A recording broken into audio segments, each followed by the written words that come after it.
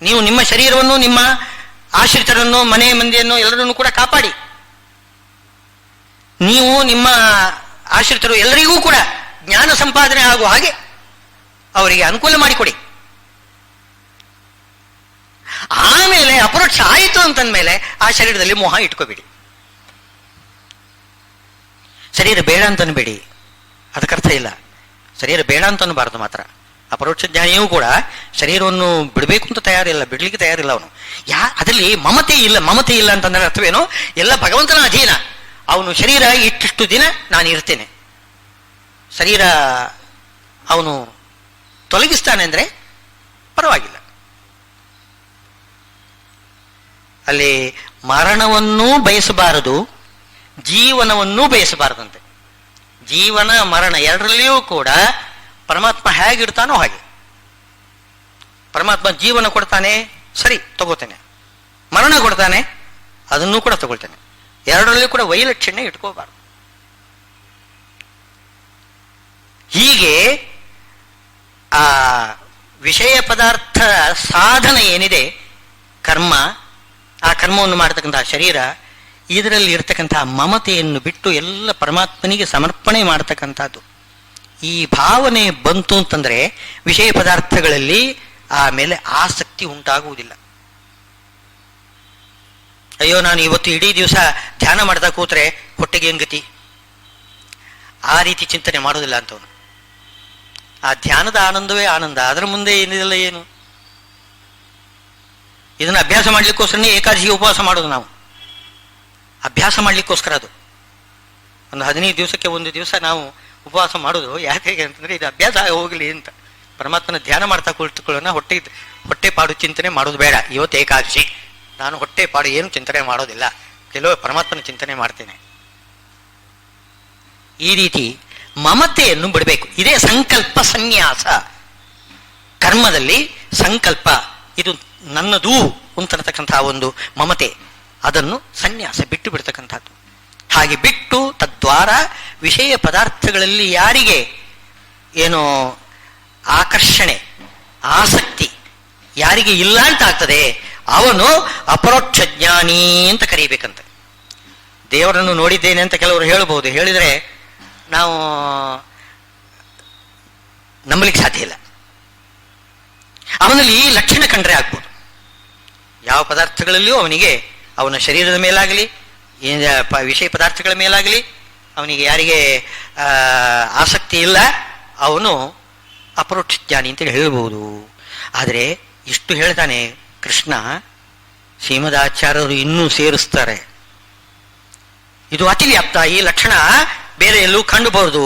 ಯಾಕೆಂದರೆ ಕೆಲವರು ಪ್ರಯತ್ನಪೂರ್ವಕವಾಗಿ ಎಲ್ಲದರಲ್ಲಿಯೂ ಕೂಡ ವಿಷಯ ಪದಾರ್ಥಗಳನ್ನೆಲ್ಲ ತ್ಯಾಗ ಮಾಡಬಹುದು. ನನಗೆ ಬೇಡ ಬೇಡ ಬೇಡ, ಒಳಗಡೆ ಬೇಕು ಅಂತ ಅನ್ಸದೆ, ಆದರೂ ಕೂಡ ಪ್ರಯತ್ನದಿಂದ ದೂರ ಮಾಡ್ತಾರೆ, ಎಲ್ಲ ಬಿಟ್ಟು ಬಿಟ್ಟು ಹೊರಟೋಗ್ತಾರೆ. ಸನ್ಯಾಸಿಗಳಾಗಿ ಹೋಗ್ತಾರೆ, ಎಲ್ಲ ಬಿಟ್ಟು. ಮನಸ್ಸಿನಲ್ಲಿ ಬೇಕು ಬೇಕು ಅಂತಿರ್ತದೆ, ಆದರೂ ಕೂಡ ಒಳಗಡೆ ಏನು ದ್ವಂದ್ವ, ಘರ್ಷಣೆ ನಡೆದು ಕೊನೆಗೆ ಏನು ಬಿಟ್ಟು ಬಿಡುವುದೇ ಒಳ್ಳೆಯದು ಅಂತ ಅಂದ್ಕೊಂಡು ಬಿಟ್ಟು ಬಿಟ್ಟು ಹೋಗ್ತಾರೆ. ನೋಡಿ, ಕಷ್ಟಪಟ್ಟು ಎಲ್ಲ ಬಿಟ್ಟು ಬಿಟ್ಟು ನಮಸ್ಕಾರ ಮಾಡಿ ಹೊರಟೋಗ್ತಾರೆ. ಅಂಥವರು ಅಪರೋಕ್ಷಿಗಳ ಅಂತ ಕೇಳ್ತಿದ್ದಾರೆ. ಅಂಥವರು ಅಪರೋಕ್ಷಿಗಳಲ್ಲ. ಶ್ರೀಮದಾಚಾರ್ಯ ಹೇಳ್ತಾರೆ, ಅಪ್ರಯತ್ನೇನ, ಯಾವ ಪ್ರಯತ್ನವೂ ಇಲ್ಲದೇನೆ ವಿಷಯಾಸಕ್ತಿಯನ್ನು ಯಾರು ಬಿಡಬಲ್ಲ ಅವನು ಅಪರೋಕ್ಷ. ಯಾವ ಪ್ರಯತ್ನವೂ ಇಲ್ಲ, ಸ್ವಾಭಾವಿಕವಾಗಿ ಬಂದ್ಬಿಡ್ತದಂತೆ. ಸ್ವಾಭಾವಿಕವಾಗಿ ಅನಾಸಕ್ತಿ. ಯಾಕೆ? ಆ ಪರಮಾತ್ಮನ ಸೌಂದರ್ಯವನ್ನು ನೋಡಿದ ಮೇಲೆ ಈ ಪದಾರ್ಥಗಳಲ್ಲಿ ಏನು ಸೌಂದರ್ಯ ಇಲ್ಲ, ಅದರ ಮುಂದೆ ಇದು ಏನೂ ಅಲ್ಲ. ಆ ರೀತಿ ಯಾರಿಗೆ ಒಂದು ಅನಾಸಕ್ತಿ ಬೆಳೆದಿರ್ತದೆ ಅವನು ನಿಜವಾಗಿಯೂ ಅಪರೋಕ್ಷ ಜ್ಞಾನಿ. ಅವನೇ ಯೋಗಾರೂಢ. ಯೋಗಾರೂಢ ಅಂತಂದ್ರೆ ಅಪರೋಕ್ಷ ಜ್ಞಾನಿ.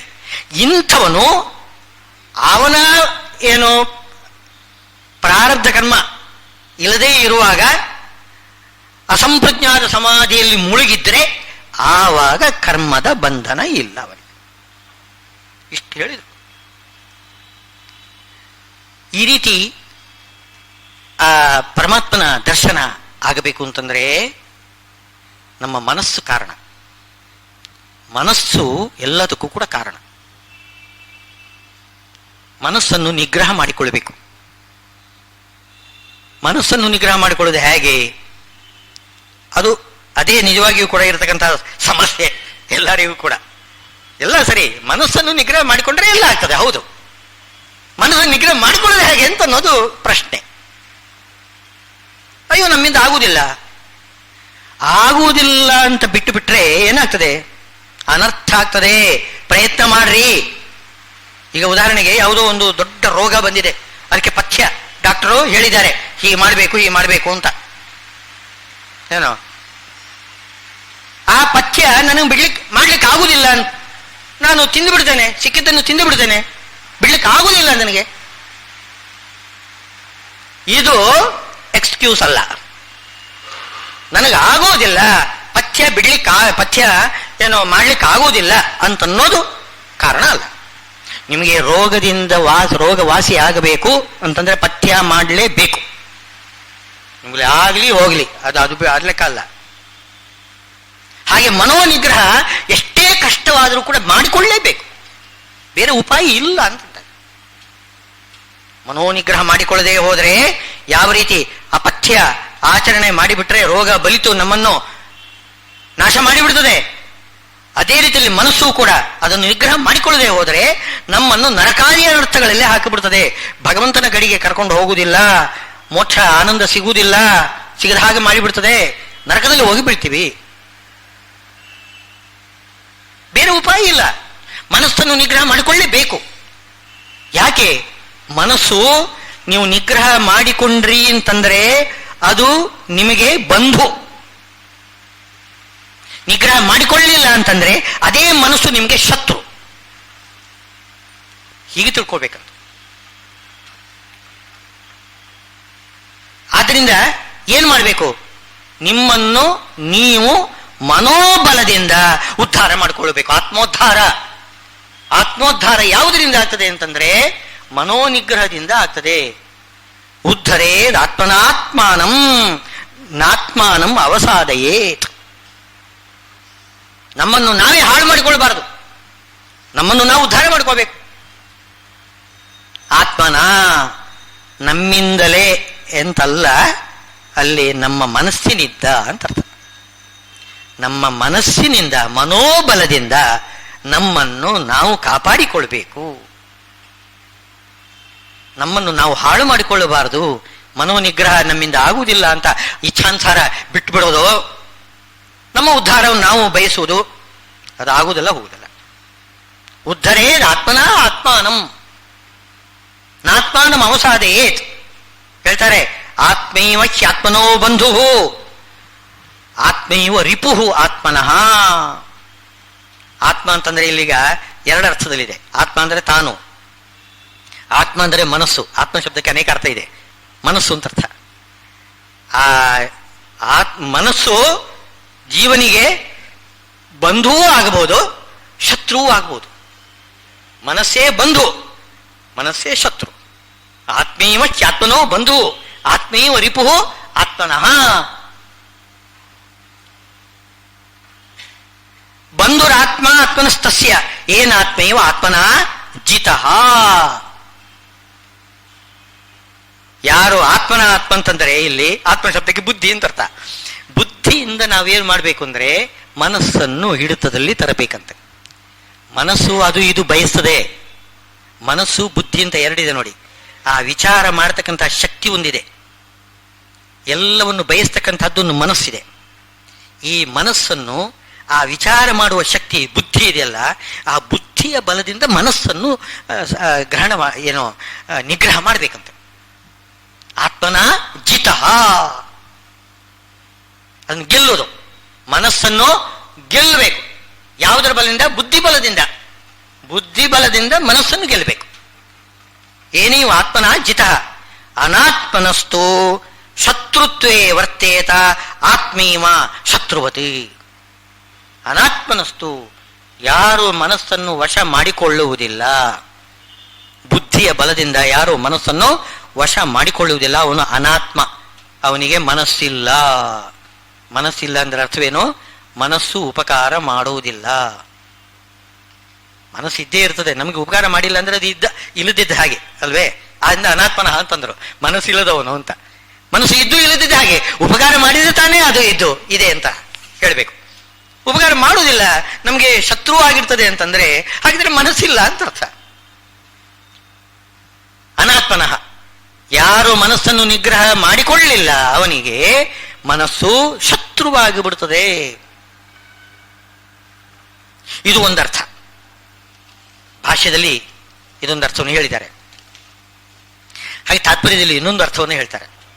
ಆತ್ಮ ಅಂತಂದ್ರೆ ಪರಮಾತ್ಮ, ಆ ಅರ್ಥವನ್ನು ಇಟ್ಕೋಬೇಕು.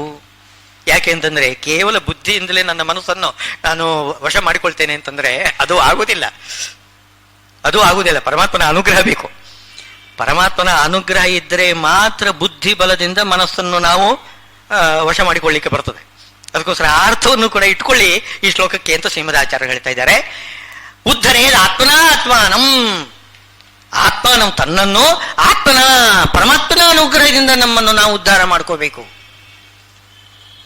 ಉದ್ಧರೇದ್ ಆತ್ಮನಾತ್ಮಾನಂ ನಾತ್ಮಾನಂ ಅವಸಾದೇತ್, ಆ ಪರಮಾತ್ಮನ ಆ ಬಲ ನೀವು ಸಂಪಾದನೆ ಮಾಡಿಕೊಳ್ಳದೆ ನೀವು ನಿಮ್ಮನ್ನು ನ ಅವಸಾದೇತ್, ನರಕಾದಿ ಅನರ್ಥಕ್ಕೆ ತಳ್ಳಬಾರದು. ಪರಮಾತ್ಮನ ಅನುಗ್ರಹ ಸಂಪಾದನೆ ಮಾಡ್ರಿ, ಅವನ ಅನುಗ್ರಹದಿಂದ ನಿಮ್ಮ ಆತ್ಮವನ್ನು ನೀವು ಉದ್ಧಾರ ಮಾಡಿಕೊಳ್ಬೇಕು. ಅದು ಬಿಟ್ಟು ನೀವು ನಿಮ್ಮ ಆತ್ಮವನ್ನೇ ನೀವು ನರಕಕ್ಕೆ ತಳ್ಳಬಾರದು. ಆತ್ಮೀಯೋ ಹ್ಯಾತ್ಮನೋ ಬಂಧು, ಪರಮಾತ್ಮನೇ ಆತ್ಮನಿಗೆ ಬಂಧು. ಆತ್ಮ ಅಂದರೆ ಜೀವಾತ್ಮನಿಗೆ ಪರಮಾತ್ಮ ಬಂಧು. ಆತ್ಮೀವ ರಿಪುರಾತ್ಮನಃ, ಅವನ ಅನುಗ್ರಹ ಸಂಪಾದನೆ ಮಾಡಿಲ್ಲ ಅಂತಂದರೆ ಅವನೇ ಶತ್ರು ಆಗ್ತಾನೆ, ಪರಮಾತ್ಮನೇ ಶತ್ರು ಆಗ್ತಾನೆ. ಶತ್ರು ಅಂದ್ರೆ ಯಾರಪ್ಪ? ದುಃಖ ಕೊಡುವನು ತಾನೆ, ನರಕಾದಿ ಅನರ್ಥಗಳನ್ನು ಕೊಡ್ತಕ್ಕಂಥವನು ಅವನೇ ಶತ್ರು. ಪರಮಾತ್ಮನೇ ಶತ್ರು ಆಗ್ತಾನೆ, ಪರಮಾತ್ಮ ಶತ್ರು ಅಲ್ಲ, ಶತ್ರು ಆಗ್ತಾನೆ. ನೀವೇ ಮಾಡ್ಕೊಳ್ತೀರಾ. ಪರಮಾತ್ಮನ ಅನುಗ್ರಹ ಸಂಪಾದನೆ ಮಾಡದೆ ಅವನ ಅನುಗ್ರಹ ಬಲದಿಂದ ನೀವು ನಿಮ್ಮ ಮನಸ್ಸನ್ನು ನಿಗ್ರಹ ಮಾಡಿಕೊಳ್ಳದೆ ಹೋದರೆ ಏನಾಗ್ತದೆ? ಪರಮಾತ್ಮನೇ ನಿಮಗೆ ಶತ್ರುವಾಗಿ ದುಃಖ ಕೊಡ್ತಾನೆ. ಬಂಧುರಾತ್ಮ ಆತ್ಮನಸ್ತಸ್ಯ ಏನ ಆತ್ಮೀವ ಆತ್ಮನಾಜಿತ, ಅಲ್ಲಿ ಆ ಪರಮಾತ್ಮನನ್ನು ಗೆಲ್ಲಬೇಕು, ಪರಮಾತ್ಮನನ್ನು ವಶೀಕರಿಸಿಕೊಳ್ಳಬೇಕು. ಯಾವುದರಿಂದ? ಆತ್ಮನ ಅಂತಂದ್ರೆ ಇಲ್ಲೂ ಬುದ್ಧಿಯ ಬಲ, ಬುದ್ಧಿಯಲ್ಲಿ ಭಕ್ತಿ ಎಂದು ನೋಡಿ. ಆ ಭಕ್ತಿ ಇರುವುದು ಅದು ಬುದ್ಧಿಯಲ್ಲಿ. ಆ ಬುದ್ಧಿ ಬಲ, ಭಕ್ತಿಯ ಬಲ, ಭಕ್ತಿಯಿಂದ ಪರಮಾತ್ಮ ವಶನ ಆಗ್ತಾನೆ, ಭಕ್ತಿಗೆ ವಶನ ಆಗ್ತಾನೆ. ಇನ್ಯಾವುದಕ್ಕೂ ವಶನ ಆಗುವುದಿಲ್ಲ ಭಗವಂತ. ಇನ್ಯಾವುದಕ್ಕೂ ಅವನು ಸ್ವತಂತ್ರ, ಸರ್ವಶಕ್ತ. ಅವನನ್ನು ವಶ ಮಾಡಿಕೊಳ್ಳಬೇಕಾಗಿದ್ರೆ ಒಂದೇ ಒಂದು ಸಾಧನ, ಭಕ್ತಿ. ಆ ಭಕ್ತಿಯ ಬಲದಿಂದ ಪರಮಾತ್ಮನನ್ನು ವಶ ಮಾಡಿಕೊಂಡು ಅವನ ಅನುಗ್ರಹದಿಂದ ಬುದ್ಧಿಯ ಬಲದಿಂದ ಮನಸ್ಸನ್ನು ನಿಗ್ರಹ ಮಾಡ್ಕೋಬೇಕು. ಆವಾಗ ಮನಸ್ಸು ನಮಗೆ ಬಂಧು ಆಗ್ತದೆ, ನಮಗೆ ಮೋಕ್ಷ ಮಾರ್ಗದಲ್ಲಿ ಕರ್ಕೊಂಡು ಹೋಗ್ತದೆ. ನಮ್ಮ ಮನಸ್ಸೇ ನಮ್ಮನ್ನು ಕರ್ಕೊಂಡು ಹೋಗ್ತದೆ. ಪರಮಾತ್ಮನ ಅನುಗ್ರಹ ಮಾಡಿಸಿಕೊಟ್ಟು ಅಪರೋಕ್ಷ ಉಂಟು ಮಾಡಿಕೊಡ್ತದೆ. ಅನಾತ್ಮನಸ್ತು ಶತ್ರುತ್ವೇ ವರ್ತೇತ ಆತ್ಮೀವ ಶತ್ರುವತ್. ಅನಾತ್ಮ ಭಗವಂತನ ಅನುಗ್ರಹ ಸಂಪಾದನೆ ಮಾಡದೇ ಹೋದರೆ ಅವನು ಶತ್ರು ಆಗಿಬಿಡ್ತಾನೆ ಅಂತ ಸ್ಪಷ್ಟ. 2 ಶ್ಲೋಕದಲ್ಲಿ ಅದನ್ನೇ ಪುನಃ ಪುನಃ ಹೇಳ್ತಿದ್ದಾನೆ ಶ್ರೀಕೃಷ್ಣ, ಸ್ಪಷ್ಟತೆಗೋಸ್ಕರ. ಮನಸ್ಸನ್ನು ನಿಗ್ರಹ ಮಾಡದೇ ಹೋದರೆ ಏನಾಗ್ತದೆ? ಎಷ್ಟು ನಮಗೆ ಅನರ್ಥ ಉಂಟು ಮಾಡಿಕೊಡ್ತದೆ. ನಾವು ಬುದ್ಧಿಯಿಂದ ಮನಸ್ಸಿಗೆ ಬುದ್ಧಿವಾದ ಹೇಳ್ಬೇಕಂತೆ. ಅದಕ್ಕೆ ಬುದ್ಧಿವಾದ ಅಂತ ಹೇಳ್ತೇವೆ ನೋಡಿ. ಬುದ್ಧಿವಾದ ಅಂತಂದ್ರೆ ಏನು? ಬುದ್ಧಿ ಏನು ವಾದ ಅದು ಹೇಳ್ತದೆ ಅಂತ. ವದ ಅಂದ್ರೆ ಹೇಳೋದು ಅಂತ ಅರ್ಥ. ಬುದ್ಧಿವಾದ, ಬುದ್ಧಿ ಮನಸ್ಸಿಗೆ ಬುದ್ಧಿವಾದ ಹೇಳಬೇಕು. ಏನು ಬುದ್ಧಿವಾದ ಹೇಳಬೇಕು? ಅದನ್ನು ವಿಜಯದಾಸರು ಹೀಗೆ ಹೇಳ್ತಾರೆ: ಚಿತ್ತವೇ ಚಲಿಸದಿರು ಚೆನ್ನಾಗಿ ಲಾಲಿಸು, ಹೊತ್ತು ಹೊತ್ತಿಗೆ ನೀನು ಕಂಡ ಕಡೆಗೆ ಸುತ್ತದಿರು ಬರಿದೆ ಹಂಬಲಿಸಿ. ಚಿತ್ತವೇ ಚಲಿಸದಿರು, ಅದು ಮನಸ್ಸಿನ ಚಾಂಚಲ್ಯ, ಅದರ ಸ್ವಭಾವನೆ ಹಾಗೆ. ಚಲಿಸುವುದು ಅದರ ಸ್ವಭಾವ. ಆ ಬುದ್ಧಿ ಏನು ಹೇಳ್ತದೆ? ಚಲಿಸದಿರು, ಓಡಬೇಡ, ನೀನು ಸಿಕ್ಕ ಸಿಕ್ಕಾಗಿ ಓಡಬೇಡ. ಚಿತ್ತವೇ ಚಲಿಸದಿರೋ ಚೆನ್ನಾಗಿ ಲಾಲಿಸು, ಹೊತ್ತು ಹೊತ್ತಿಗೆ ನೀನು ಕಂಡ ಕಡೆಗೆ ಸುತ್ತದಿರು ಸುತ್ತದಿರು ಬರಿದೆ ಹಂಬಲಿಸಿ. ಬರಿದೆ ನೀನು ಸುತ್ತಿ ಸುತ್ತಿ ಸುತ್ತಿ ಸುತ್ತಿ ಕೊನೆಗೂ ಕೂಡ ಸೋತು ಸುಣ್ಣ ಆಗ್ತೀಯ ಹೊರತು ಏನು ಸಿಗುವುದಿಲ್ಲ. ಇದೆ ಈ ವೈರಾಗ್ಯ ಅಂತ ಹೇಳೋದು. ಇದನ್ನೇ ನಾವು ಎಷ್ಟು ಕಷ್ಟಪಡ್ತೇವೆ, ಕೊನೆಗೂ ಬರುವುದೇನು, ಏನು ಫಲ ಸಿಗುವುದಿಲ್ಲ. ಏನೋ ಒಂದು ಆಸೆ ಇಟ್ಕೊಂಡಿರ್ತೇವೆ, ಆಸೆಯಿಂದ ನಾವು ಪ್ರಯತ್ನ ಮಾಡ್ತಾನೆ ಇರ್ತೇವೆ, ಅದು ಕೈಗೂಡುವುದಿಲ್ಲ. ಬರೋದು ಪರಮಾತ್ಮನ ಅನುಗ್ರಹದಿಂದ ಏನು ಸಿಗ್ತದೋ ಅದು. ಪ್ರಯತ್ನ ಅದು ವ್ಯರ್ಥ. ಅದು ಕೊನೆಗೂ ಸಿಗುವುದು ಭಗವಂತನ ಚಿತ್ತ ಇದ್ರೆ ಆವಾಗ ನಿಮ್ಮ ಪ್ರಯತ್ನಕ್ಕೆ ಫಲ ಸಿಗ್ತದೆ. ಇಲ್ಲದೆ ಹೋದ್ರೆ ಆ ಪ್ರಯತ್ನ ವ್ಯರ್ಥ ಆಗ್ತದೆ. ಇದನ್ನು ಏನು ಅನುಭವದಲ್ಲಿ ಕಂಡುಕೊಳ್ಬೇಕು. ನಾವು ಬಯಸಿದ್ದು, ನಾವು ಪ್ರಯತ್ನ ಮಾಡಿದ್ದು ಎಷ್ಟು ಸಿಕ್ಕಿದೆ, ನನ್ನ ಮನಸ್ಸಿಗೆ ನನ್ನ ಪ್ರಯತ್ನಕ್ಕೆ ಎಷ್ಟು ಶಕ್ತಿ ಇದೆ, ಅದನ್ನು ನಾವು ಅನುಭವದಲ್ಲೇ ಕಂಡುಕೊಳ್ಬೇಕು. ಬುದ್ಧಿವಾದ ಹೇಳಬೇಕು, ಬುದ್ಧಿ ಮನಸ್ಸಿಗೆ ಹೇಳಬೇಕಂತೆ. ಪೂರ್ವೋತ್ತರ ಜ್ಞಾನವನ್ನು ಮರೆದು ಮರೆದು, ಪೂರ್ವೋತ್ತರ ಜ್ಞಾನವೇ ಇಲ್ಲ ನಿನಗೆ, ಹಿಂದೆ ಮುಂದೆ ಏನಿಲ್ಲ, ಈಗ ನನಗೆ ಬೇಕು ಇಷ್ಟೇ ಮನಸ್ಸು ಹೇಳೋದು. ಅಲ್ಲ, ಹಿಂದೆ ಏನಾಗಿತ್ತು, ಮುಂದೆ ಏನಾಗ್ತದೆ, ಅದೆಲ್ಲ ಬುದ್ಧಿಯ ಕೆಲಸ. ಈ ಮನಸ್ಸು ಏನು ಮಾಡ್ತದೆ, ಈಗ ನನಗೆ ಏನು ಬೇಕು, ಹಿಂದೆ ಮುಂದೆ ಎಲ್ಲ ಮರೆತು ಬಿಡ್ತದೆ. ಮನಸ್ಸು ಏನು ಮಾಡ್ತದೆ, ತನ್ನ ಕಾರ್ಯ ಸುತ್ತುವುದು ಸುತ್ತುವುದು ಸುತ್ತುವುದು ಅದರಲ್ಲಿ ವ್ಯಕ್ತವಾಗಿಬಿಡ್ತದೆ. ಇನ್ನು ಪೂರ್ವೋತ್ತರ ಜ್ಞಾನವನ್ನು ಮರೆದು ಮರೆದು ಎತ್ತ ಹೋಗಲಿ ಅತ್ತ ಗ್ರಾಸ ಗ್ರಾಸಕ್ಕೆ ನಿನಗೆ ಹೊತ್ತು ಬಂದು ಬಂದು ಕೊಡುತ್ತಿಪ್ಪನೋ. ನೀನು ಎಷ್ಟು ತಿರುಗಿದರೂ ಕೂಡ ಆ ಹೊತ್ತಿಗೆ ನಿನಗೆ ಗ್ರಾಸ ಕೊಡ್ತಾನಲ್ಲ, ಅದು ಅವನು. ಇದು ಬುದ್ಧಿ ಹೇಳ್ತಕ್ಕಂಥ ಮಾತಿದು.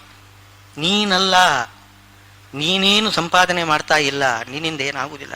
ಭಗವಂತ ಹೊತ್ತಿಗೆ ಕೊಡ್ತಾ ಇದ್ದಾನೆ. ಆಯುಷ್ಯ ಇರುವಷ್ಟು ಕಾಲ ಅವನು ಬದುಕ್ತಾನೆ. ಅವನು ಏನು ಮಾಡದೆ ಹೋದರೂ ಬದುಕ್ತಾನೆ. ಏನೋ ಮಾಡಿ ನಾವು ಬದುಕ್ತಾ ಇದ್ದೇವೆ ಅಂತ ನಮಗೊಂದು ಒಣ ಹೆಮ್ಮೆ, ಅಹಂಕಾರ.